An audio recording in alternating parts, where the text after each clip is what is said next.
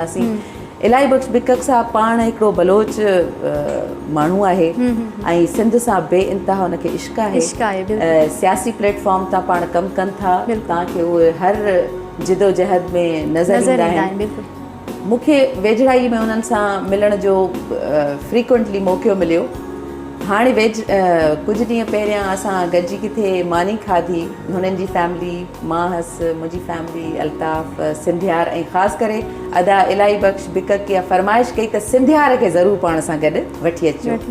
त अदा जूं जेके मूं न्याणियूं ॾिठियूं, धीअरूं, हिकिड़ी मुर्का ॿी मुश्का, हाणे उन्हनि जा नाला ॾिसो केॾा ख़ूबसूरत आहिनि, पंहिंजी धरतीअ सां पंहिंजी ॿोलीअ सां जुड़ियल आहिनि।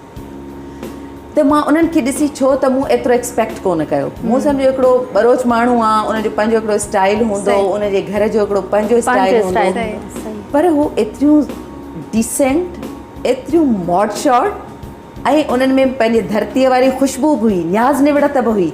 पर हू हिकिड़ो पढ़ियल लिखियल यूनिवर्सिटीज़ में पढ़नि थियूं, हिकिड़ी MBA करे थी, ॿी BBA करे थी, ऐं ॿियो अदा हिकिड़ो पंहिंजे अंदर जो इज़हार कयो त अदी मां चाहियां थो मुंहिंजी धीअरूं मीडिया में कमु कनि। मूंखे एॾी ख़ुशी थी, मूंखे एॾी सुठो लॻो ऐं ॾाढियूं ख़ूबसूरत बि आहिनि, प्यारियूं बि आहिनि। मूं चयो मां त चाहियां थी त वाक़ई जेकॾहिं तव्हां आहियो अहिड़ी सोच रखो था त इहा एप्रिशिएट करण जहिड़ी ॻाल्हि आहे। न त को ज़मानो हूंदो हो मीडिया में छोकिरियुनि जो कमु करणु, वरी उहो जेकॾहिं बरोच माण्हू हुजे त अञा वॾो मसइलो आहे। हाणे अदा जी पंहिंजी पुफाट हिकिड़ी सिंध जी तमामु वॾी नामियारी शाइर आहे, जी मेन मुंघाणी साहिबा, पर इहो आहे त उनखे माण्हुनि ॾिठो न आहे। उहो परदे में रहे थी, या उहो हिकिड़ो दौरु हो जेको असां अॼु बि जंहिंजी ॻाल्हि कयूं था त अब औरतूं ॿाहिरि न निकिरनि, पर उहो एॾी क्रिएटिव औरत आहे, उन शाहदिल ते भिटाईअ ते एॾो कमु कयो आहे, बहितरीनु, तमामु वॾो कमु कयो आहे।